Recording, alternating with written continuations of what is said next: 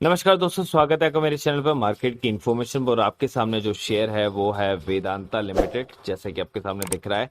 और वेदांता लिमिटेड को मैंने लिया है ताकि आपको मैं थोड़ा सा एक अलर्ट कर सकूं शेयर के बारे में। ठीक है, इसका मैक्सिमम चार्ट को मैं निकाल लिया है। एक टाइम ऐसा था जब ये शेयर 450 के आसपास चलता था। यहाँ पर ये देखिए 471। उसके बाद इसमें गिरावट हुई, थोड़ा सा बाउंस बैक हुआ, फिर गिरावट हुई, फिर बाउंस बैक मारा, और ये कोरोना के टाइम की गिरावट है। और ये शेयर जो है वो अभी फिलहाल इतना रिकवर नहीं कर पा रहा है। ठीक है, उसके बाद में ईयर टिल डेट की बात करूं तो भैया मोस्टली शेयर ने मेकअप कर लेते हैं, लेकिन इसने भी मेकअप नहीं किया। यहाँ देखिए 150 की लाइन थी, वहां तक वो नहीं गया, और उससे पहले ही उसमें नीचे का डिक्लाइनेशन आने लग गया है। ठीक है, अब क्या चीज है इसके बारे में मैं आपको बता देता हूँ। ये देखिए यहाँ पर क्या था, एक डीलिस्टिंग होना था वेदांता को, और वो हो गया था फेल। उसके अलावा जो बड़ी न्यूज है वो ये है कि वीआईएल जो है, वीआरएल को इसने लोन दिया था कितना, 2311 का डीलिस्टिंग से पहले, और अभी ये नया लोन देने वाले हैं 7900 करोड़ का। किसको? वीआरएल को। उसके अलावा जो वीआईएल है उसकी 49 सब्सिडरी कंपनी है ऑल ओवर द इंडिया। लेकिन फाइनेंशियल ईयर आपको क्या कहता है, फाइनेंशियल ईयर 2020 में 7.3 बिलियन का स्टैंड अलोन डेप्ट तो इसके ऊपर है ही। और 1.9 बिलियन का जो डेप्ट है ना, वो ड्यू है कब के लिए, सितंबर 2022 के लिए वो ड्यू है। चलिए थोड़ा सा इसको फंडामेंटली मैं आपको दिखा देता हूँ कि कंपनी जो है वो इंगेज करती है किसमें, एल्यूमिनियम में, आयरन में, और कॉपर में। ठीक है, कॉमर्शियल पावर में, ऑयल और गैस के अंदर। ये सब क्या है? ये सब लिमिटेड रिसोर्सेज हैं। एक टाइम ऐसा आएगा जब ये लिमिटेड रिसोर्सेज खत्म हो जाएंगे और हमारे पास इनका कोई ऑल्टरनेटिव नहीं है। ठीक है, हमारे पास में ऑल्टरनेटिव दूसरी चीजों के लिए है, लेकिन इसका इस जैसा कोई ऑल्टरनेटिव नहीं, क्योंकि ये लिमिटेड रिसोर्सेज हैं। हालांकि कोयला जमीन से निकल रहा है, जमीन से निकलने के बाद कोयला क्या होगा, एक टाइम के बाद में खत्म हो जाएगा। खनिज पदार्थ क्या है, मिनरल्स क्या है, ये एक टाइम के बाद में खत्म हो जाएंगे।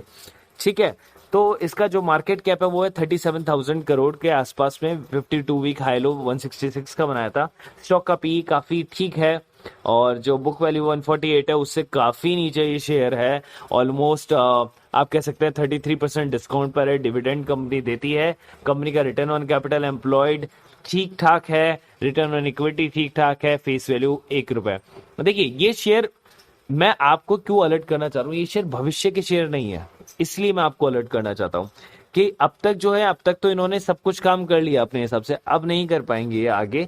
थोड़ा बहुत कर सकते हैं, ठीक है, लेकिन साल 2 साल के बाद में चेंज होएगा। लॉन्ग टर्म के लिए आपके लिए ये शेयर नहीं बनाए, शॉर्ट टर्म वाले इस शेयर को होल्ड कर सकते हैं।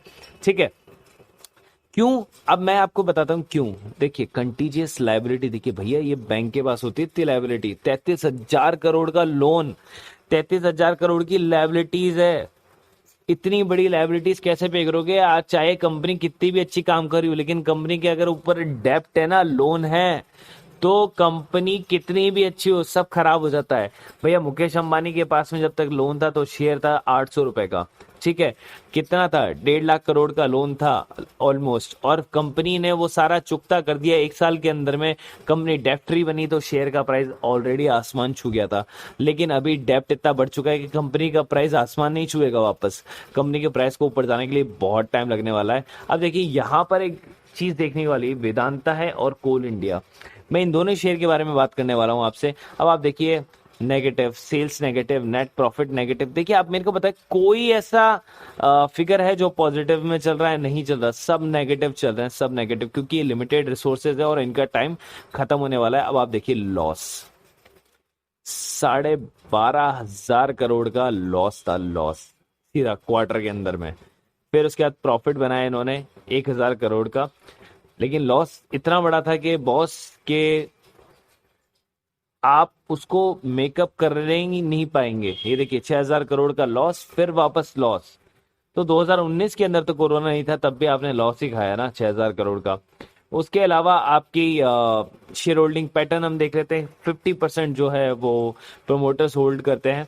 ठीक है, एफआईआईएस के पास में 15% है, डीआईएस के पास में 19% है, पब्लिक के पास में 15% है। ठीक है, शेयर होल्डिंग पैटर्न काफी अच्छा है, लेकिन अब मैं आपको बता देता हूँ ये शेयर होल्डिंग पैटर्न बहुत ही जल्दी चेंज हो जाएगा। ठीक है, उसके अलावा हम चलते हैं थोड़ा सा कोल इंडिया की तरफ, मैं आपको दिखा देता हूँ। और कोल इंडिया का शेयर भी अगर आप देखें, एक दिन में गिरावट ही देखने को मिलेगी, 5 दिन के अंदर भी गिरावट, 1 महीने के अंदर भी गिरावट, 6 महीने के अंदर भी गिरावट, ईयर टिल डेट के अंदर भी गिरावट, मैक्सिमम चार्ट में भी गिरावट। भाई कहीं से आपको कोई रिटर्न आया क्या? कुछ नहीं आया। आपने क्या किया? केवल लॉस खाया, और अभी भी खा रहे हो। आप सोच रहे हो कि ये प्राइस यहाँ आ जाएगा, फिर मैं इसको यहाँ उठा लूँ, फिर और गिर गया, फिर आप सोचते यहाँ यहाँ उठा लेता हूँ, यहाँ एवरेज बना लूंगा, फिर सोचते यहाँ गिरा लूंगी, यहाँ एवरेज बना लूंगा, यहाँ एवरेज बना लूंगा। अरे भाई किसी में पोटेंशियल तो हो ना किसी शेयर में ऊपर जाने का। जब पोटेंशियल ही नहीं है तो आप उस शेयर को लेकर क्या करोगे? ठीक है। कोल इंडिया के अंदर भी थोड़ा सा मैं आपको दिखा देता हूँ, एक लेटेस्ट न्यूज है। शेयर का आज ही 3% का इसके अंदर फॉल हुआ था, जो कि हाईलाइटेड हो रखा है। ठीक है। मार्केट कैप इसका ठीक ठाक है, 67,000 करोड़ के आसपास इसका मार्केट कैप है। और कंपनी के आगे अगर हम देखते हैं तो ये आ गया कि फाइनेंशियल के पास में हम चलते हैं, तो कंपनी रिपोर्टेड कंसोलिडेटेड सेल कितना? 17,000 करोड़ का दिया, एंडेड ऑफ इस वाले क्वार्टर की बात हो रही है। और कितना डाउन हुआ?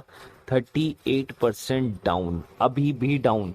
कोई इंप्रूवमेंट नहीं है प्रीवियस क्वार्टर से, प्रीवियस क्वार्टर से, मार्च के क्वार्टर से कोई इंप्रूवमेंट नहीं है, डाउन ही गया है। ठीक है। शेयर होल्डिंग पैटर्न वगैरह भी मैं आपको दिखा देता हूं इसका।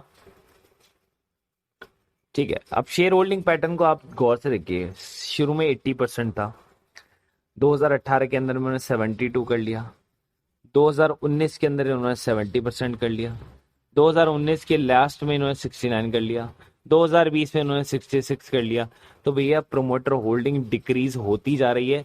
अब आप एक और नजर डालिए यहाँ पर कि भैया एफआईआईज ने यहाँ पर खरीदना स्टार्ट किया था कि सोच के कि पोटेंशियल है, लेकिन वो भी डिक्रीज करते जा रहे हैं। ठीक है। सेम इन्होंने भी क्या नाम से जो पब्लिक है उसके पास में जो शेयर होल्डिंग पैटर्न है वो कुछ खास नहीं, क्योंकि यही 3 मेजर जो चीजें हैं वो लेके बैठी हुई थी। और इन लोगों ने भी पैसा ले रखा है कि स्टेबल हो, लेकिन ये लोग फंसे हुए हैं, क्योंकि इस शेयर ने रिटर्न ही नहीं दिया है।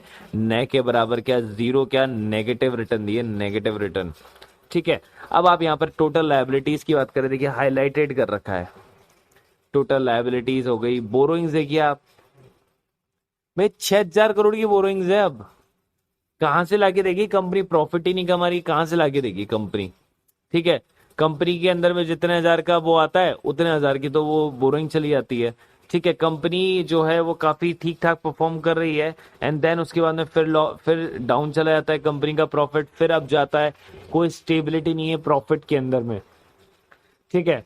क्वार्टर जो नेट प्रॉफिट का जो क्वार्टर है, आप देखिए कि यहाँ से यहाँ इंक्रीमेंट हुआ, उसके बाद डिक्रीज डिक्रीज डिक्रीज, केवल एक क्वार्टर इंक्रीज का, वापस डिक्रीज। ठीक है। और यहाँ पर वही जो वेदांता का मैंने आपको बताया था, सब कुछ नेगेटिव चल रहा है कंपनी के पास में। अब कंपनी के कौन सा अगर आप देखें तो ग्रोथ रेट जो है वो सबसे बेकार हो रखी है। डेप्टर डेज देखिए, डेप्टर डेज जहाँ जाते हैं इसका मतलब कंपनी के ऊपर डेप्ट है बहुत बड़ा। ठीक है। प्रोमोटर होल्डिंग क्या है, जो मैंने आपको बताया, डिक्रीज ही होती जा रही है।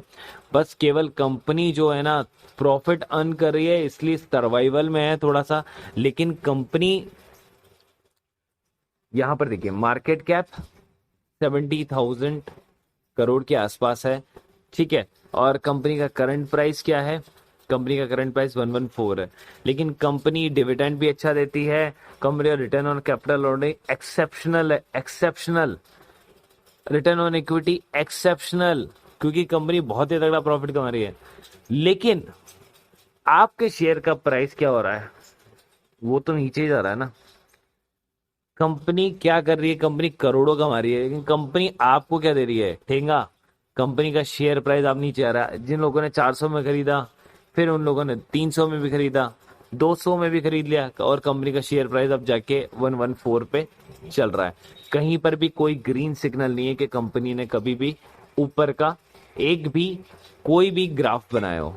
तो यही मैं 2 शेयर आपको बताने वाला था कि कंपनी के अंदर में अगर आप शॉर्ट टर्म के लिए रहना चाहते हैं तो आपके लिए बेस्ट है। लॉन्ग टर्म ये शेयर्स नहीं है। तो guys, thank you so much for being with me, and guys please subscribe my channel and hit the bell icon, ताकि आपको नोटिफिकेशन मिल सके। और नीचे कमेंट बॉक्स के अंदर आप कमेंट कर सकते हैं इस शेयर के बारे में, किसी भी शेयर के बारे में। Thank you so much.